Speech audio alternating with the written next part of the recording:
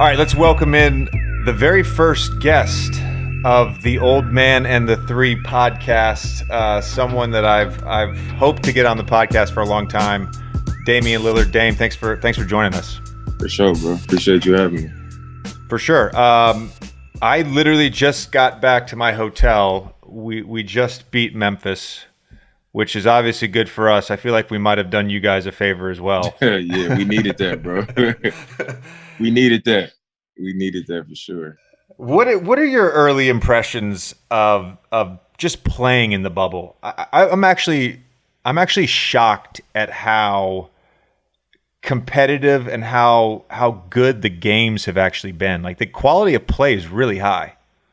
No, it is. Like when it was first brought to my attention, like, they're gonna have a bubble and, kind of giving us the whole layout, I was like, man, I don't know how this is gonna work. I don't know if dude's gonna show up interested, who's gonna be in shape, like what is it gonna be like? No fans. So I've been surprised with, how competitive it's been, the quality of the games. But I think it makes perfect sense though, because nobody wanna, train for 2.5 months and, miss out on your whole summer and then come here and basically lay an egg or waste your time. You know what I'm saying? So people put time into this, so they coming out and you can tell people like, man, we here to get something done. And I think that's why it's that's a part of why it's such high quality games. I think the most impressive thing has just been shot making.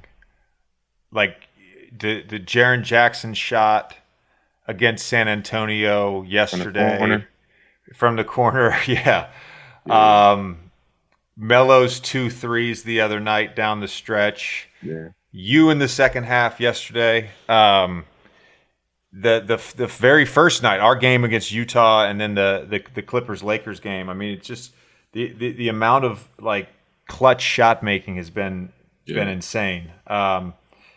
Take me through a situation like yesterday when you're playing against Boston and you get hot and hit 5 threes and a half.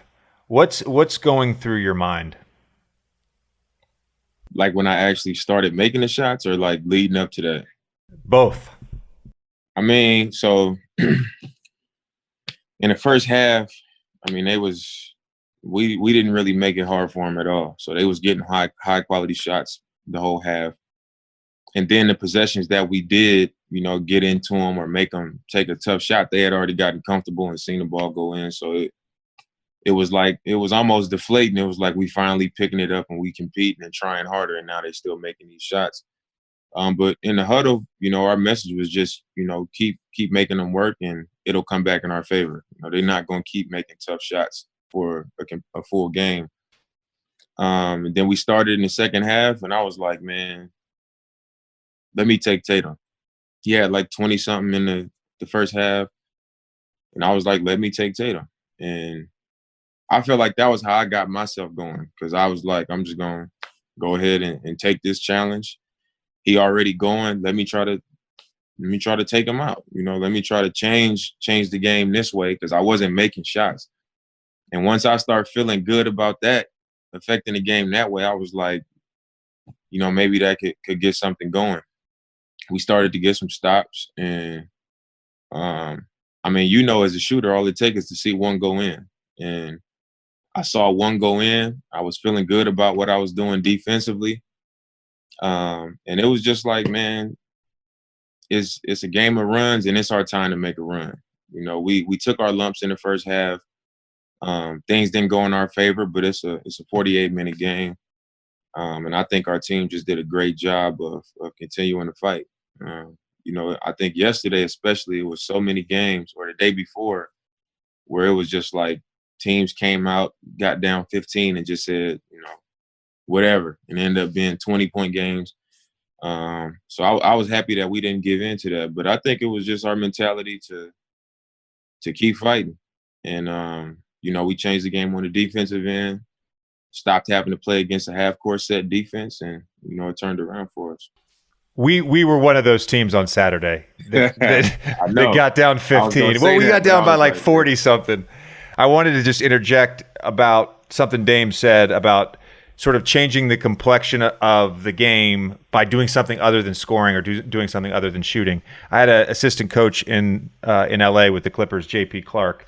Whenever it wasn't going for me offensively, he was like, dive on the floor for loose ball, take a charge. Like, that's how you get yourself going. And to your point, sometimes it just might take a technical free throw or like a defensive 3 second, just seeing the ball go through the hoop. That can get you going. Yeah. How often do you do that, Dame, where you will come out of halftime and be like, I'm going to switch up a defensive assignment to try to get yourself going? I mean, I wouldn't say I do it all the time. That was just a situation where I was like, he got 20 something already. It's not something that, somebody watching the game would expect me to do, but like, this is not a typical situation. Us being here is not a typical situation. We only have 8 games. It's not like it's going to be 82 games or a back-to-back coming up or something like that. It's like, this is all we have. So I just came out and I was like, that's what I decided to do in that moment. But sometimes I might come out in the second half and it might be something as simple as I'm gonna push the ball up the court. On a make or a miss, I'm just gonna try to pick up our pace, or I'm gonna pick up the point guard at half court. I mean, it's just small stuff like that I try to do just to change the way the game is going and try to get our team going in some way. And yesterday it was just, the person that's scoring a lot of points for them, that has them going, I'm gonna try to make his life a little bit harder and get our team going that way. Do you feel like you guys have missed Mo, Harkless, and Al-Farouq Amino this year, especially on the defensive end? Yeah, I think we missed them a lot because I think it was kind of taken for granted how much they did for us. Not just them being able to guard pretty much 1 through 5, but the defensive rebounding and the offensive rebounding. I mean, they. For a long time, a lot of our success on the offensive end wasn't just come down and score. It was getting second and third opportunities. And a lot of times that was them. All the deflections, a lot of times that was them. So if I get tired or, I'm scoring and, they want me to get off the ball for a little bit, Mo would take the ball and him and Chief would be switching, So I think we really felt that absence with those two guys, with Nurk and Zach being out as well. I think having them back is kind of like, all right, we can manage. But, with Nurk and Zach being out, it was like, man, if we had Chief and Mo, this would go way better right now. But it definitely hurt not having those two around, man. They did a lot and didn't get enough credit for it. Yeah, we played you guys in 2016 in the first round, and you guys ended up beating us. And the series changed when Mo just basically started picking CP up full court. Yeah. And obviously Chris ended up getting hurt in Game 4. But do you believe in the hot hand theory? Just out of curiosity, do you believe that do you believe that players actually get in the zone? I do. You do? Just because I've experienced it. Players, the reason I believe is because some games I can have a good game. I can go out, our game against Memphis, the first game here, I felt like I had a good game, but I wouldn't say I was in the zone. Yeah. You know what I'm saying? But I had a stretch this season where, I was just, in the zone. I felt like I was scoring 50 points and it wasn't hard at all. No, you had a 6-game stretch where you averaged 49 a game. You had 3 games over 50, a 48-point game, a 47-point game, a 36-point game, and in those 6 games you hit 49 threes. That's what I'm saying. I feel like that's a hot hand. Yeah, that's a hot hand. Bro, that it is. I have games where I might hit 5 threes and I'm not in the zone. I just hit 5 threes. But in those games, I might hit 8 and I'm just every time I shot it, I was like, it's in. And then it carried on to the next game. So I think I definitely believe in that. That's a real thing. I think in some weird like psychological book, I think there was a book called Flow or something like that. And in productivity, it's called like being in the flow. And I haven't done it at the level you have, obviously, but Shit, you did at Duke. yeah.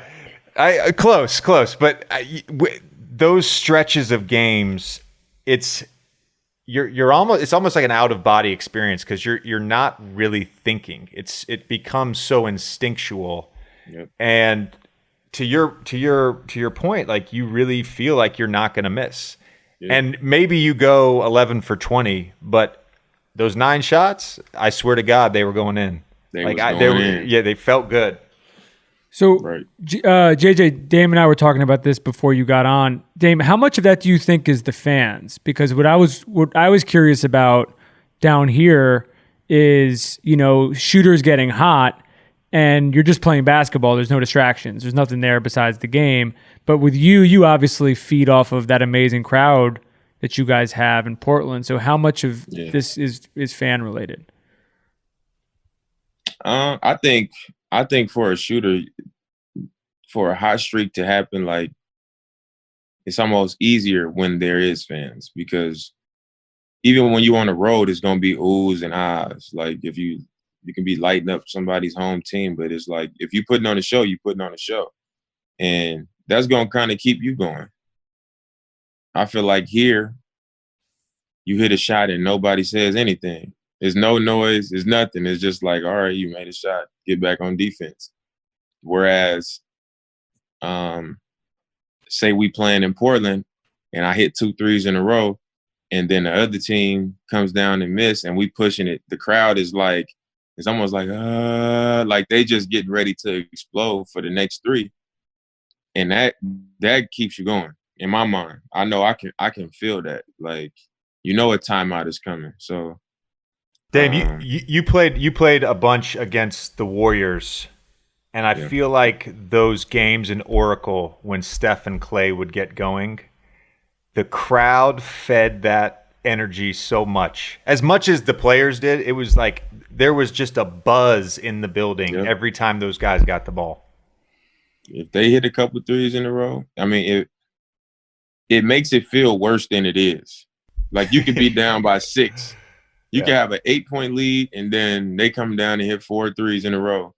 And it's like, okay, we down by 4. We just called a timeout. It feel like you're down by 15 because it's just the crowd is just kind of they pushing it up. Like it's going up in the building because the excitement and the player is getting confidence from that. I feel like that's just how it goes.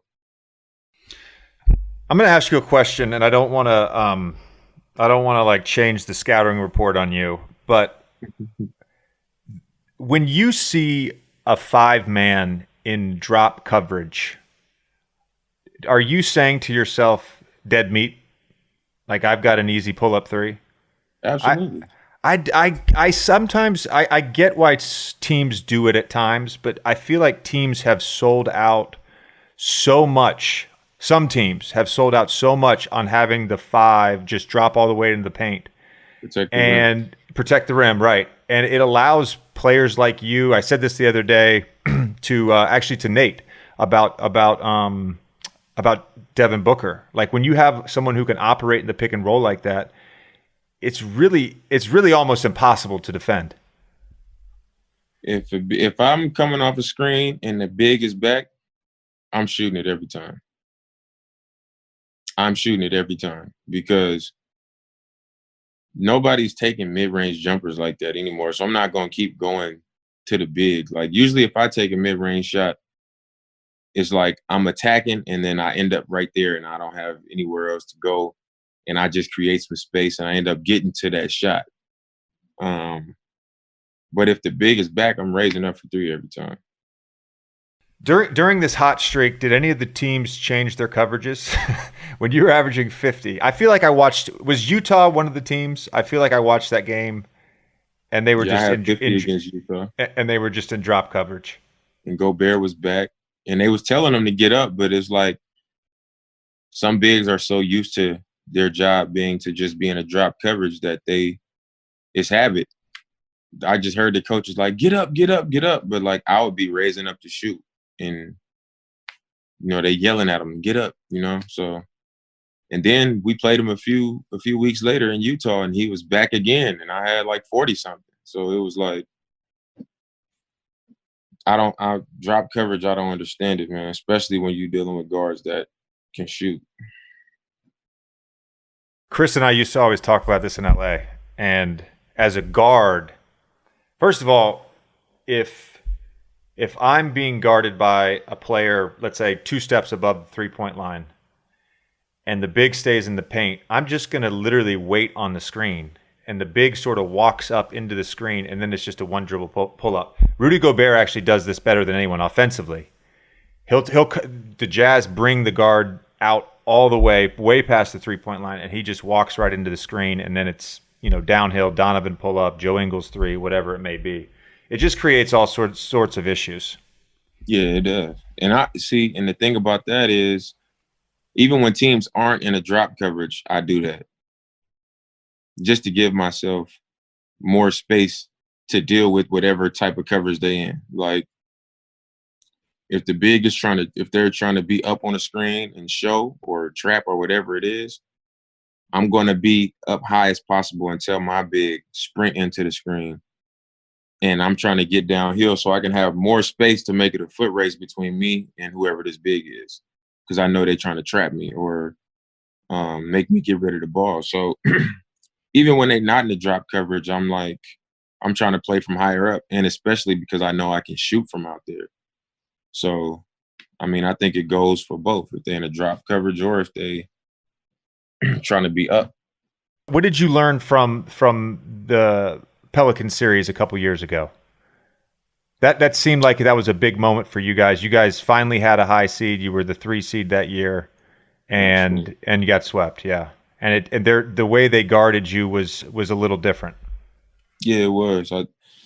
When we played you guys in the playoffs, you guys did the same thing. It just wasn't as aggressive. Like, it was like in moments I had space and I could get stuff done against y'all. But New Orleans, it was like sometimes it wouldn't even be a pick and roll. I would just be dribbling to half court, and they would just run at me. And then the person on the weak side would just run over and take away the first pass, and I was being caught off guard. And now, when that was happening, I was just man, I was trying to figure it out on the fly. Dang, I wasn't expecting this.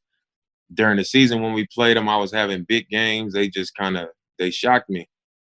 And after the first game, the second game, I was just, I had a hard time with it. But then when I watched the series again, I just, I put myself through it. Man, I don't even want to watch this, but I just gotta see, what could I have done now that it's over with?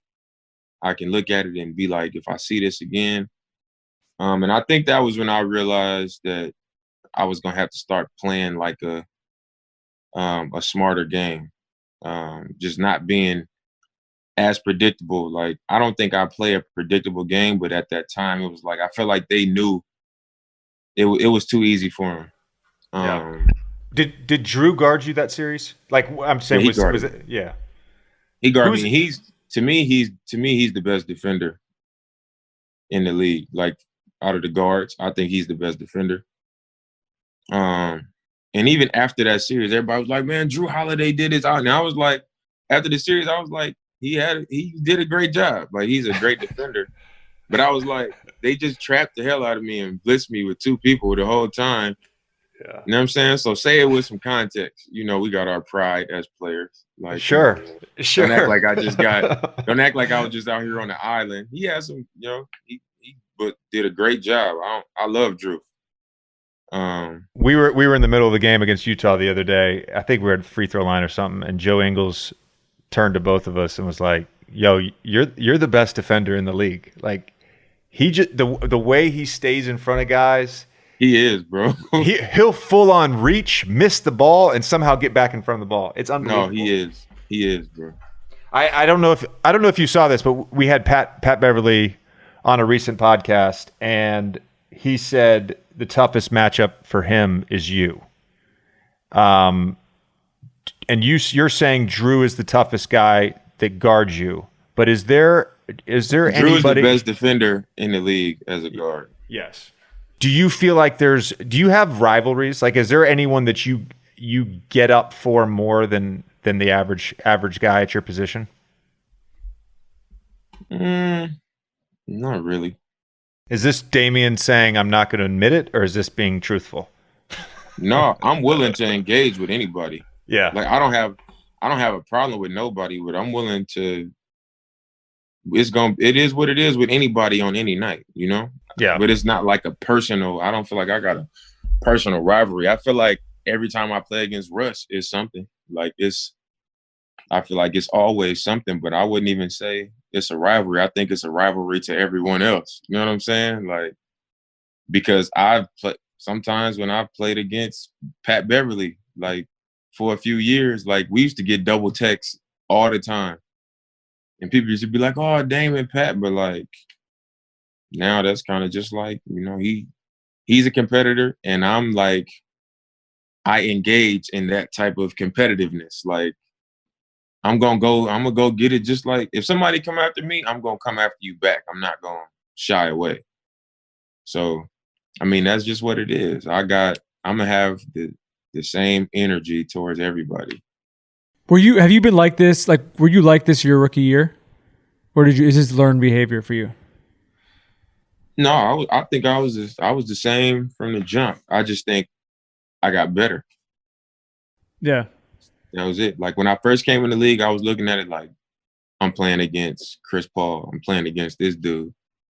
And it wasn't like I was like looking up to them. I was just looking at them like, this is my first year in the league. So it's going to be what it's going to be. Now I'm going into these matchups expecting to outplay them. It's funny because JJ and I were looking at your rookie year numbers earlier. You came out with a bang. I mean, from the outside looking in, there didn't seem to be very many growing pains. Yeah. I mean, it just did. I feel like, you know, if you watch him playing for another team and it's not something you follow in every single game, you're just seeing the highlights and you're seeing, you know, in the game stats and stuff like that. It might come off one way, but when you directly involved, it's like it wasn't, I don't know. It was a lot that I needed to be better at and learn that, you know, they're not going to talk about on TV or in the media. They're going, you know how it is. What was the biggest thing for you then from like your rookie year, second year and moving forward? What was sort of the biggest lessons you learned? I think the biggest thing for me was just like learning the terminology. Simple stuff like away, rub, wedge roll, 77, or pick, or just all the terminology and stuff like that. Because when you first come in the league, the people who are usually playing like the high minutes and on the court a long time, they vets. They've been in the league. They've been around. They know this stuff. And here I am, a rookie, and I'm on the court the same amount of minutes as like you. Like we all out here, I'm playing all these minutes, and I'm like a chicken with my head cut off because I'm out here because of my ability, but I don't really know what's coming. You know what I'm saying? Yeah. And now I had our assistant coach at the time who was there. He was my first 7 years, David Vanderpool. He would sit me down and be like, you know, what does this mean? If they say fist up 35, he would like, I was almost like in school with him. He would be like, what do you think this mean? What does this mean? And this is all like the summer after my rookie year where he just like, what is this? And he just kind of tested me about every single thing as far as like the terminology and what this team likes to do, what this player likes to do. And by the time my second season came, like I was having fun with it. Like it started to get fun to me to like hear a point guard bringing the ball up and they like, hey, wide this or double away or whatever they were saying. And I knew what, and I would look and I'd be like, okay, JJ's over here in the corner and he gonna be sprinting out of the corner because he like running to the right and just fading, like just floating to the right and just shooting that shit. Like if I hear a double away or something like that, I would just look for the corner, whoever the shooter is. They about to like, and I would be able to figure it out. And I fell in love with that part of everything, just like being able to figure out everything. And then after that, it was watching film, not to see what I did good, but watching film to see like what I could take advantage of. And once I started doing that, I think that's when I really took off. When I started, even when I watch games on TV now, I just notice every little thing that I can take advantage of that don't take no speed. It don't take no talent or nothing. It's just like, how can I, and now it makes more sense to me how Chris Paul has been so good for so long, because all he do is manipulate everything to take advantage of something that he saw. And he called his play because he knows this team is going to react like this. And once I started figuring that stuff out, I was like, I got it. I got it. You got the cheat code.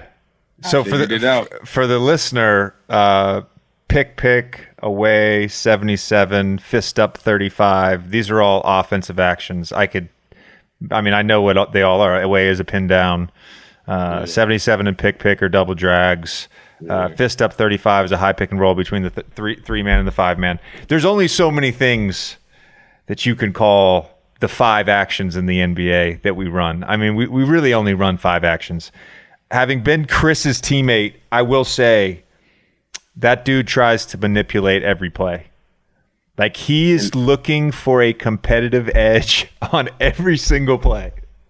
Not just trying to figure, not just with your defense or your offense, with the referees, with everything. He is like, and I'm telling you, like, that type of stuff is, once you start figuring that stuff out, man, the game gets so much easier, and it seems so much slower when you watch teams and you recognize their plays, you recognize the actions, and you know players' tendencies. Because when you watch film, like when I watch film on other teams now, and I'll see like 3 or 4 games, and players do the exact same thing every game. The exact same thing, and they don't change it. It's just a matter of, did I make or miss tonight?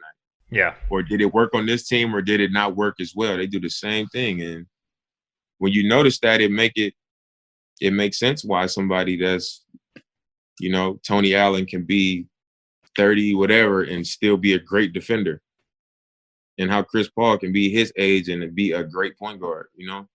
Who else in the league do you guys think is like that, like is on that level, that maybe aren't like the stars, but just from a mental standpoint have it on lock? I mean, LeBron, obviously, but he's obviously a star. I mean, LeBron is a star.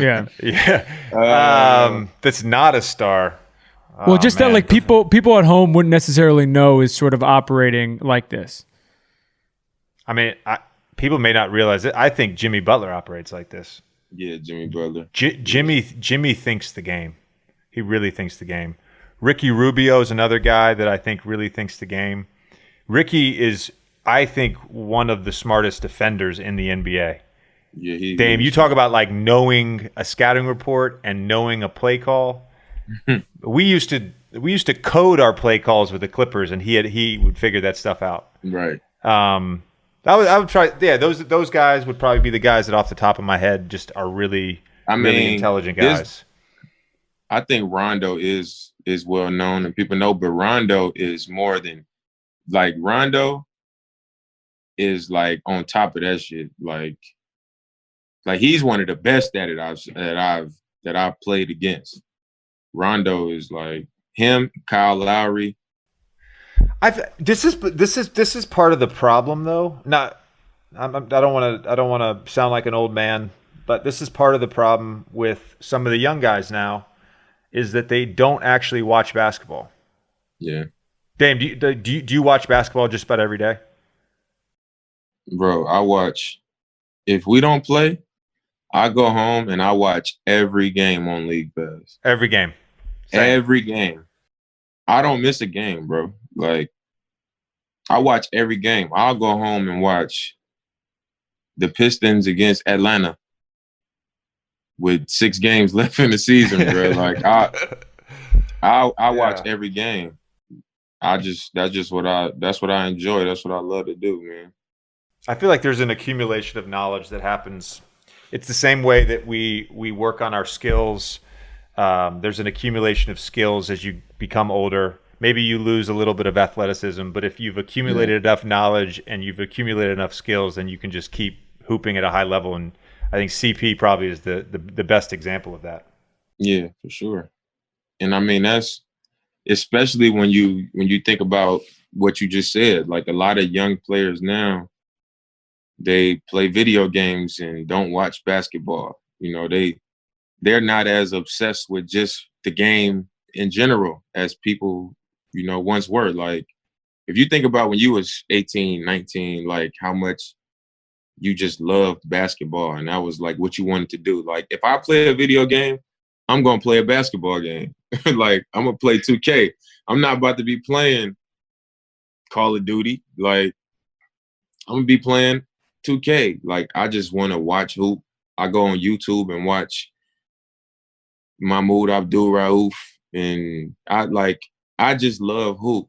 So the way I see it is like, because that like a younger generation is less interested or loves the game less, I feel like you can play the game longer now because of that level of knowledge and interest in the game. You know, what you're able to do without the athleticism or the speed or whatever you once had, you can last because you can manipulate these dudes. You know what I'm saying? I feel like it's a good thing because I feel like I'm gonna be able to play longer because once I ain't fast and athletic no more, I'm still gonna be able to get done what I want to get done.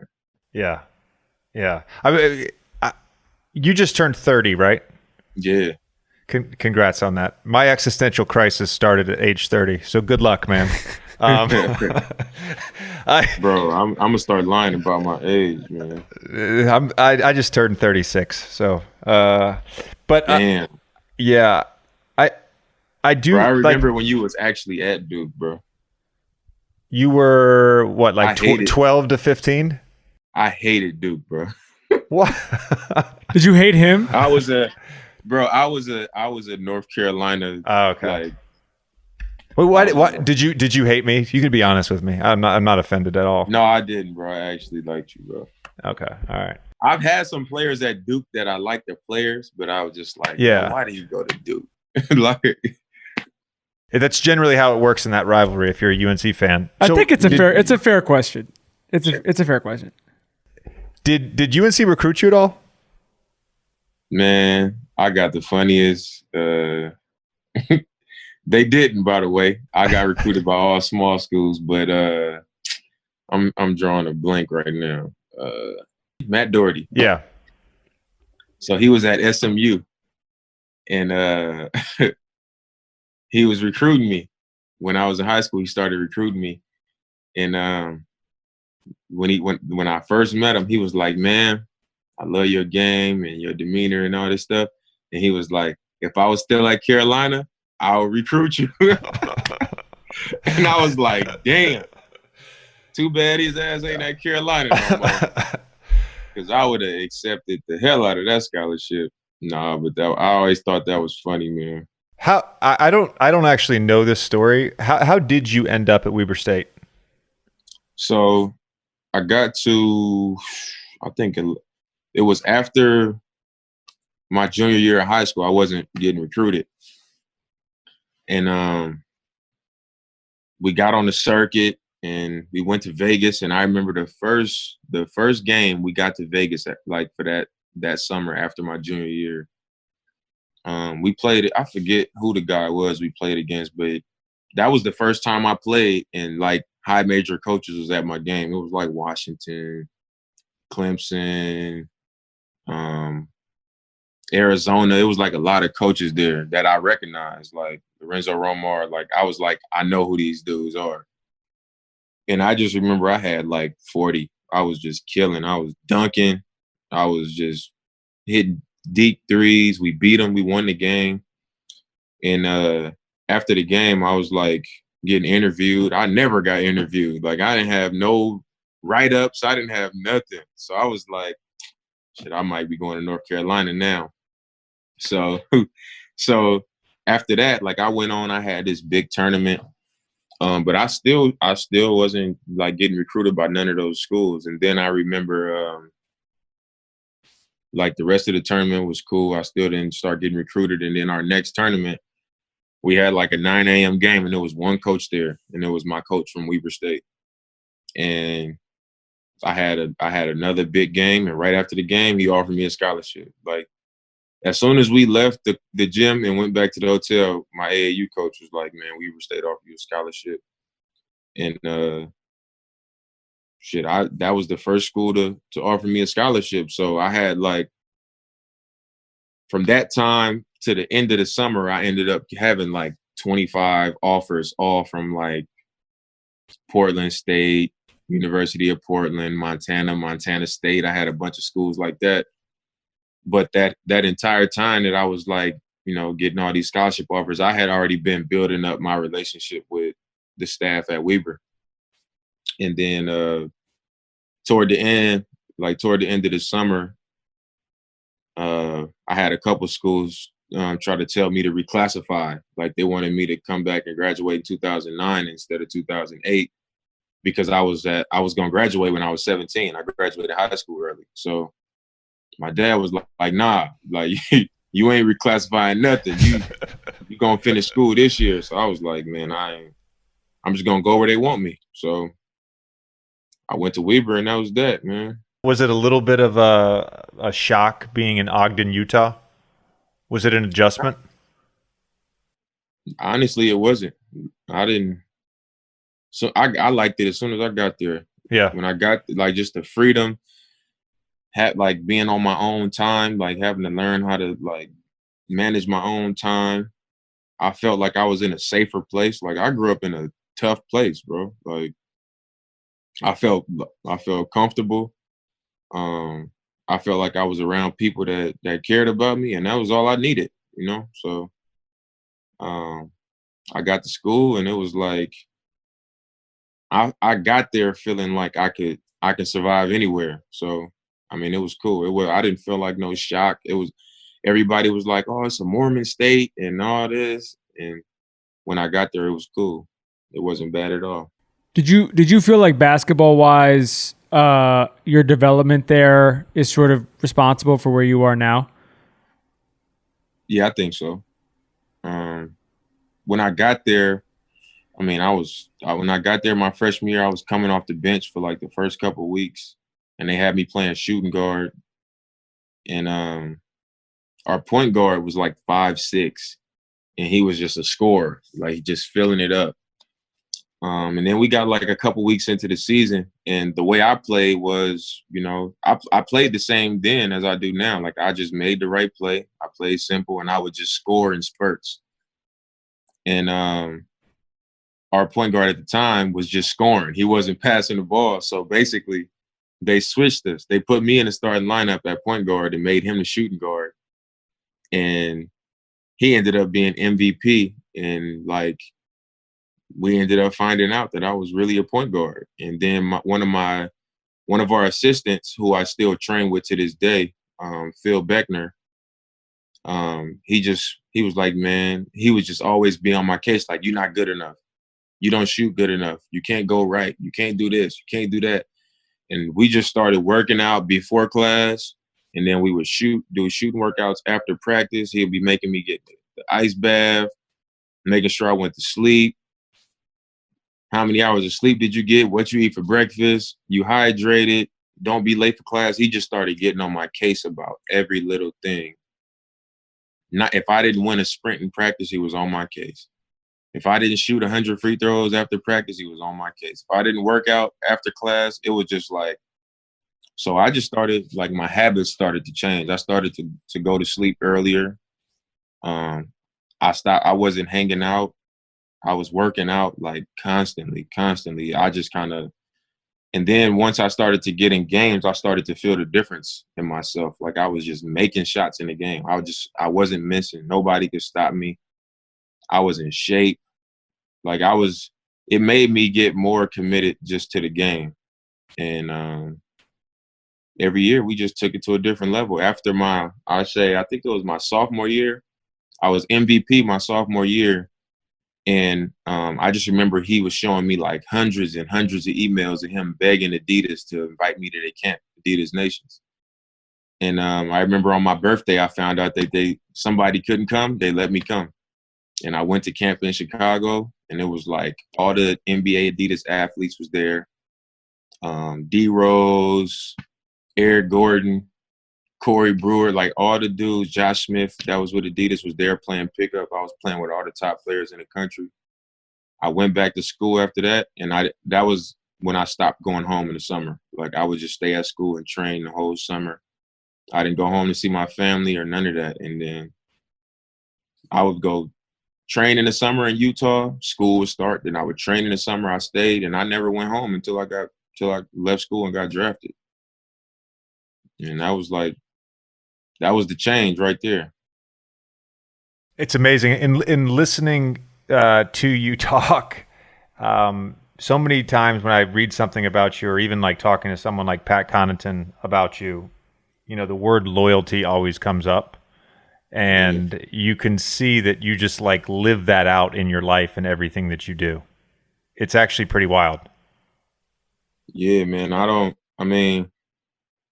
I feel like the route the route that I had to get here makes it easy for me to just stay that way. You know what I'm saying? Like when I committed to Weber State, it was time for me to go to school. And I was just like, I was like, I don't know if I really want to go to Utah. So I told my dad, like, man, I think I'd rather just go to St. Mary's and just stay at home. My dad was like, you told them you going? You going. And that was the end of the discussion. After my second year at Weber, I was MVP. When I told you I went to Adidas and all that, a couple of schools started trying to go around my school to get me to transfer, a few bigger schools. And I never really wanted to do it, but I mentioned it to my dad, and he'd be like, no, that's out. Give them my phone number. Like, we not doing that. If any agents call you while you in school and all that, give them my number. Like, my dad, I think it's like the route in my upbringing, man. Anything other than loyalty ain't worth it, If it calls you to go against who you are or what you believe or, what you about, then it ain't worth it. Did you feel like basketball-wise you had a chip on your shoulder because you weren't getting recruited as much and you were someone who you sort of didn't have the flashy basketball life until you got drafted? I think that, I would definitely say I had always had a chip on my shoulder. And it wasn't, I wouldn't even say it was just because I wasn't getting a scholarship. It was like, even in Oakland, we had like guys that were my age that was, from the Bay Area that I thought I was better than, and they was going to, Arizona and Arizona State and all these big schools. And I'm like, if they from the same place as I am, and I think I'm better than them, why are they going to these schools and I ain't heard nothing from these schools? You know what I'm saying? Like, it was, and I think that was the beginning of that. It wasn't even about, at that point, it wasn't even about, just the scholarship itself. It was like, how is this possible? Like, what am I doing wrong? So, did you ever think that it would be this good, that you would be this good? Like, where you would have a signature shoe, a super max, a franchise player, first team All NBA? I mean, it's wild. The journey is wild. It's wild, man, because I'm a person that I have no self-doubt. I don't doubt myself. That if it's one thing I know I can stand on, is I know that I have real confidence. Like, even in the bad moment or good moments, I know I got real confidence, and I know I don't doubt myself. And I didn't think, this is not what I saw happening, bro. Like, I could like when I entered the draft, and even when I was working out for the draft with before I left school. So I finished the school year before I left. Like I entered the draft, but I was still like going to class because this is how much I didn't believe this was like a real thing. Like I was like, I know I'm entering the draft, but like I might have to go make a team, you know, like. So I signed with my agent, and my agent is like, you're gonna be a top 15 pick, and you're gonna get a shoe deal, and you know you're gonna do this, and he's kind of just telling me all these things that he sees for me happening, which all happened. Like everything happened.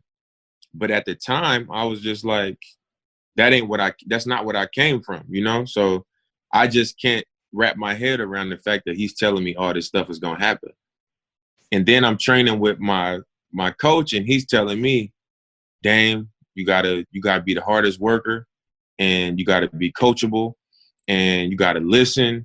And when you get to the NBA, you might be in the G League for a few months, and you might be on the bench for 2 years. Like this is the mentality that I'm coming in with. So like, even after I got picked 6th in the draft, you know, my agent is like, all right, you about to get a few $1 million from Adidas. And they saying, you know, depending on how it go, you can get a signature shoe. And like, they saying all this stuff. And I'm going into training camp like, I literally went into training camp like it's possible that I'm not going to play. Like, because this is how clueless I am about this whole process. Like, I had no idea. So, I mean, that's how it was, man. Like, I didn't know. I made a list the other day with a few of my teammates. This is prior to preparing for this podcast, but I thought of this today. So when I think of like, I don't want to leave anybody out, but like if we're talking about, let's say the top like 15 guys in the league, I'm just in no particular order here. This is in no order. So like Anthony Davis, Paul George, a healthy Steph, Luka, Joel Embiid, Jokic, Jimmy Butler, Siakam, Westbrook, LeBron, a healthy Kevin Durant, Harden, Giannis, Kawhi. Like that's pretty much. I mean, you can throw like CP, Tatum, Ben Simmons, BI. Like there's a whole nother tier of guys, but like for like that's probably a solid top 15. And like I was looking at this list today, and really there's only like 5 guys on the list that were like surefire guys. Right. So many of the best players in our sport have stories. I mean, everybody's stories is a little different, but have stories that are eerily similar to your stories, either being under-recruited or being a second-round pick, or, you know, in Joel's case, not playing basketball till he was 15. Do you think that it's a detriment to be sort of called a great player and to be building a brand when you're that young at 16 or 17? Does that set you up for some sort of failure in the long term? I definitely think that's a strong possibility, which is why I got so much respect for LeBron James. But I think when you have all these, you know, young athletes and people telling them, "Oh, you the best in the world," and you going to make it to the NBA, and you're going like, why would they have any reason to work hard, or why would they have any reason to listen to a damn coach, or you know, why would they take instruction from anybody? You know, why would they feel like they got to do anything different if everything has always been laid out for them, red carpet? You know what I'm saying? So I think it's definitely a setup for failure. You know, unless you are the LeBron James. You know what I'm saying? Like, look at Lenny Cook. And he didn't even have it like these kids have it right now. Like, these kids got millions of followers. They getting free shoes. They getting everything that a professional athlete would get except money. And they probably getting some money, but not the kind of money we make. But I think it is something to be said about like people who don't have somebody like, we don't have our whole family banking on us making it to the NBA since we kids. And people wanting to be attached to us because of what we are going to become. You know, like Paul George, Fresno State, Kawhi, San Diego State, me, Weber State, Steph Davidson, Ja Morant, Murray State, CJ McCollum, Lehigh. Who else? You name it. I mean, you just named all of them. Draymond, second round Draymond. pick. Yeah. Yeah, second round pick. Like I think there's two components to this. To your point, I do think there's a level of complacency that can set in at such a young age where they think they've accomplished something because they have X amount of followers on Twitter or they were named a McDonald's All-American. And then the second part of that is just the maturity issue. Like I think telling someone they're great at that age, you're bound to run into problems with that. Right. No, for sure. I agree, bro. And to your earlier point, like what LeBron has done to have that amount of attention on him since he was 15 or 16 years old, to never mess up. I mean, he's had no scandals. He's just he's given us, 18, 19 years of just greatness. Bro. Greatness. And it's like he's done that and he's the most hyped up. Like he had the most hype. He was on ESPN in high school. Like this dude was like the top of the top, so he had more fans at his high school game than Trump had supporters in Tulsa, Oklahoma. I'm just saying, bro, like I had to throw Tommy, I had to throw that one in there. You Sorry. You had to drop Dame it. gave me that one. I had to throw it in there. No, I ain't mad at that at all, man. You think they should? I'm not mad at you think they should get rid of the rankings for high school kids, like the rivals and all that stuff? I love the talent that I see in the high school players. I'm not a fan of none of this. I'm not a fan of none of the things that the whole high school basketball represents right now. Just like the videos, the being all in the camera during the games. I think it's just in a weird space, man. It's not winning basketball. It's not even really basketball. I mean, it's not basketball. You watch some of those games, and it's like people are running on the floor, and everything's about like making a move. It doesn't even matter sometimes if the shot goes in. Like it's like when we were growing up, it was like the And One mixtape. It's like what are we even watching here? The other thing that makes it sad is you mentioned like it's a level of like complacency because you've been told like you're gonna make it and you're gonna be a draft pick, and you don't gotta earn nothing. You don't feel like you gotta work for nothing. And it's sad when it's time for them to make the NBA and they don't make it. Like either they don't get drafted or they get drafted and they ain't built to survive where everybody's good. You know what I'm saying? Like you're talented and you got all these gifts, but everybody got that. You know what I mean? Like if you 20 years old or 19, whatever, and you think you about to come in here and just do whatever you want against, I don't know, Chris Paul, Pat Bev, like if you think you about to come in here and have your way, you're gonna get embarrassed. You know what I'm saying? Like, don't nobody care about the hype. I don't care what your agent told you. I don't care what your manager or whoever is the person that's been handling you since 10th grade. I don't care what they told you. Once you get up here, you got to do it. And if you're not prepared for it or mentally built for it, you're not going to make it. And that's where you see a lot of these dudes, they get here and they don't stick because they're not built to make it here, man. And a lot of that has to do with the culture of like high school basketball.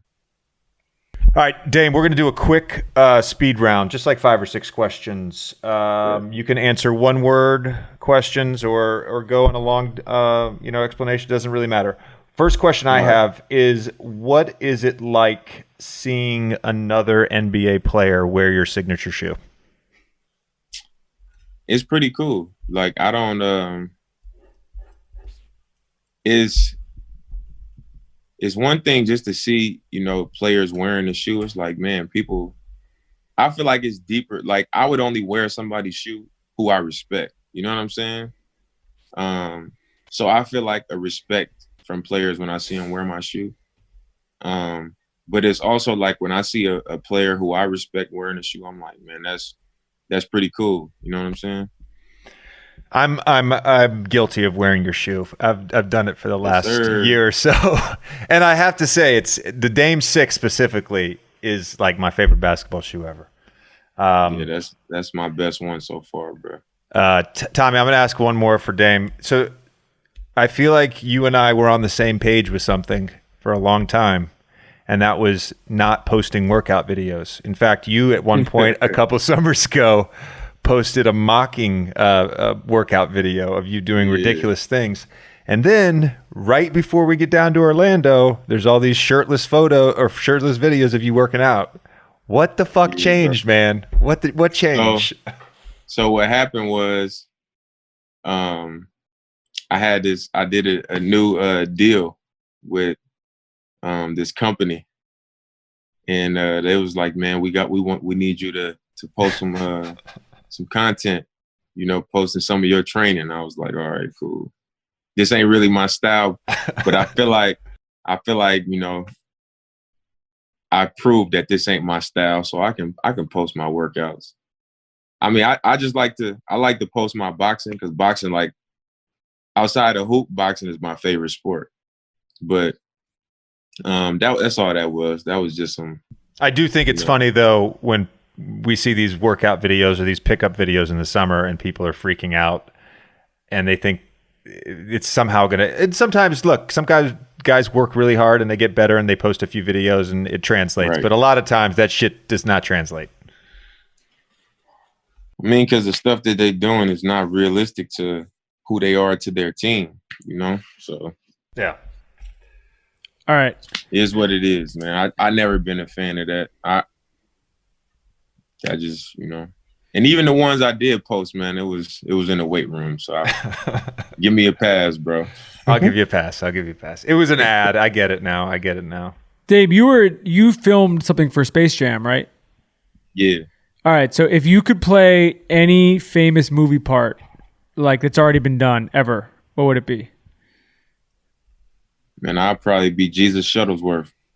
That's a good answer. That's a great answer. Give me one sentence to describe Melo. One sentence to describe Melo.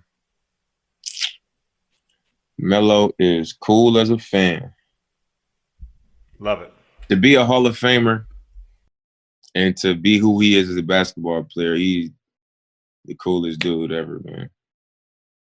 That's awesome. I didn't know what to expect when he came, but like everything that I heard about him, I don't understand how it could be. How, you know what I'm saying? How people could speak on his name the way they do now that I've been around him.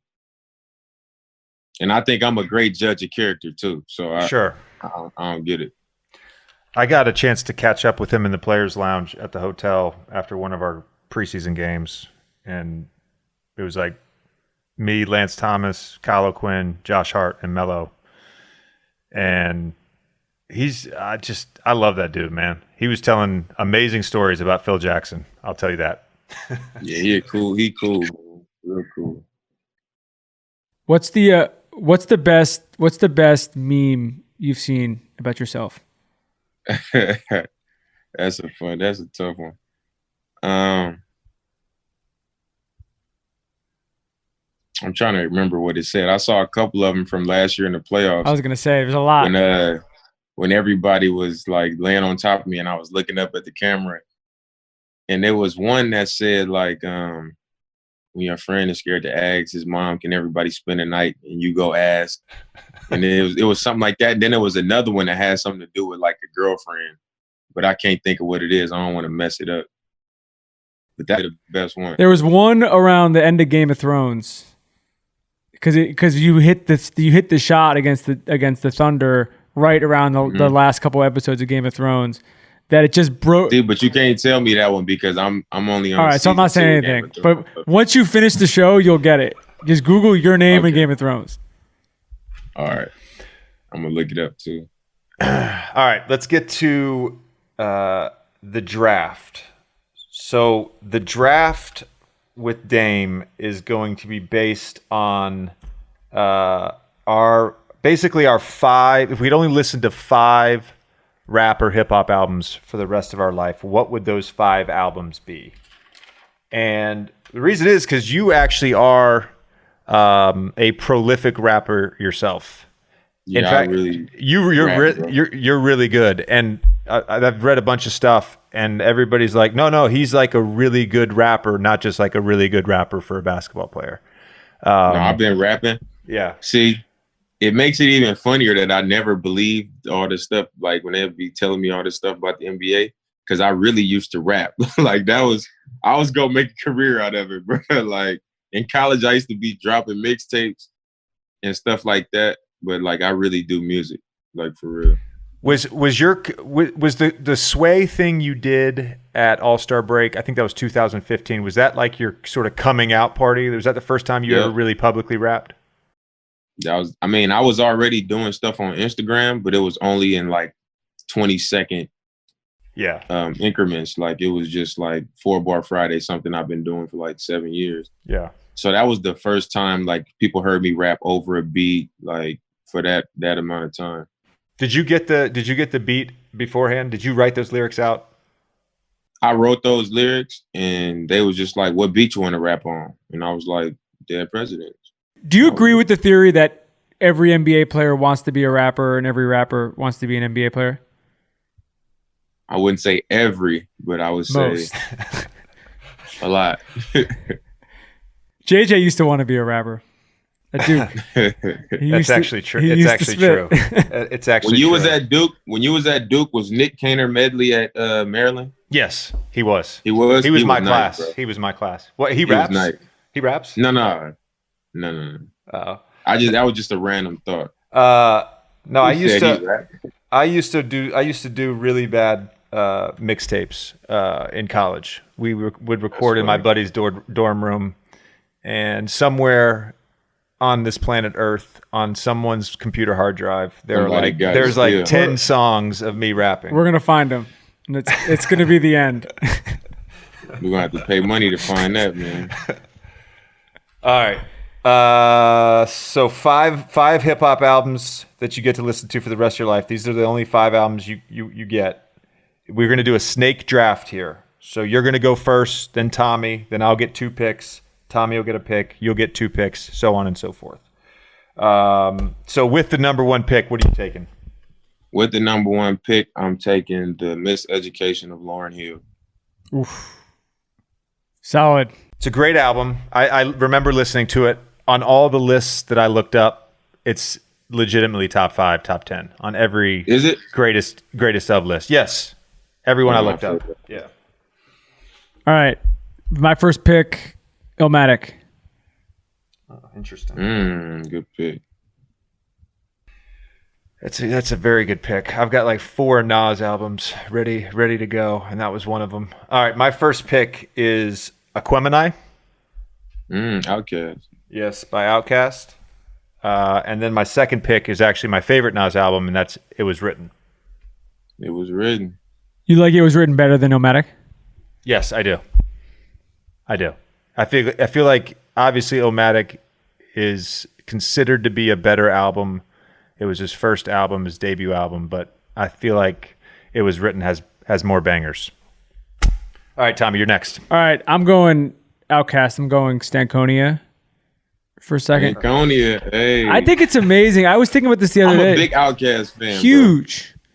Bro. You know how they did their four of their 5 biggest albums before they were 26 years old? Yeah, I know. Which is crazy to think about. Like, they're still young guys. They just decided to stop doing it. They don't even like music no more. Yeah. Or doing it, at least. All right, you get Dame, you get 2 picks. My second pick, I'm going to do Reasonable Doubt. And my third pick, I'm gonna do All Eyes on Me. I was wondering when it was coming. It had to. It had to go early. All Eyes on Me. Yeah. Yeah, that's my. I mean, that's the best Tupac album. Yeah. So the question I have for both of you is, can Kanye be on this list? Because I'm about to pick The College Dropout as my third pick because I think it's a perfect album. But I'm so down on him right now. I don't even want to. I'm like, I almost want to leave it out at a protest. Music is the music, man. If that's what you enjoy, that's right. Go ahead and draft it. I feel like we could separate Kanye, the creative genius, and Kanye, the human being, a little bit. You know? Yeah. Right. All right, I'm going. So I'm going to College Dropout. That's 3. All right, my next 2 then is I'm gonna go Blueprint and Ready to Die. Solid. What was that? That was 3 and 4 for you? 3 and 4, yeah. All right, 4. I'm going. Good Kid, Mad City. Nice. That's one of my favorite albums too. So what? I get 2 more picks. Yep. You get your last 2. So I got right now Miseducation and Lauryn Hill, All Eyes on Me, and what was the other one I picked? Reasonable Doubt. Reasonable Doubt. So I'm gonna go with the Carter 3. Ugh. And Doggy Style, Snoop Dogg. That's a solid list. What do you think? Have you been watching these verses? I think DMX. I almost went Flesh of My Flesh, Blood of My Blood with one of my albums because as a kid, bro, I love DMX. I still do. The DMX story is amazing. He's one of the most interesting artists ever. Ever. I think him and Snoop had the best verses. Dame, do you remember your first rap album? Do you remember what album it was? The first one that I bought? Yeah. The Block Is Hot, Lil Wayne. Okay. I like that. And I bought that, and I bought Stillmatic. Stillmatic is the one where he on the cover with the orange velour suit, right? Yeah. Yes. That was Stillmatic, right? Yes. Yeah, I bought that too. That was the first 2 albums I bought. All right, I got 5. Yes. I'm going Black Album, which I think people sleep on a little bit. They for sure sleep. I think Black Album is Black Album has 8 or 9 great songs on it. For sure. I feel like I really want to pick Stillmatic as my 5th one, but I can't have like 5. Stillmatic and Stillmatic. Yeah, no, I can't. It was written in Stillmatic, but I also can't have 5 albums and not have a Tupac album. So I'm gonna pick his Machiavelli album. That's what I'm gonna pick. Machiavelli. Yeah. What do you think the best album of the last 5 years is? But my favorite is probably what year did To Pimp a Butterfly come out? Wasn't that earlier? That was before. I feel like that was 2012 yeah. or 13. Wasn't it? No, it wasn't. 2013 was Good Kid, Mad City. I'm getting those 2 confused. You're right. Let's look it up. When was J. Cole's album? Which one? I think was it Forest? KOD? No, Forest Hills Drive? Forest Hills Drive, yeah. I like Forest Hills Drive a lot. I like that one a lot. To Pimp a Butterfly was 2015. Boom, there you go. 2015? Yeah, so that counts. That counts. So Pimp a Butterfly. All right. I feel like we all got really solid lists here. Dame, I can't thank you enough for the time. As I said at the open, huge fan, and nothing but respect for you, how you play, how you carry yourself, and also as a rapper. I really mean that. I really mean that. Appreciate it, bro. Yeah. So thank you so much, man. All right, fam. Y'all have a good one, man. Yeah, too, bro. Appreciate you, bro. All right. Later.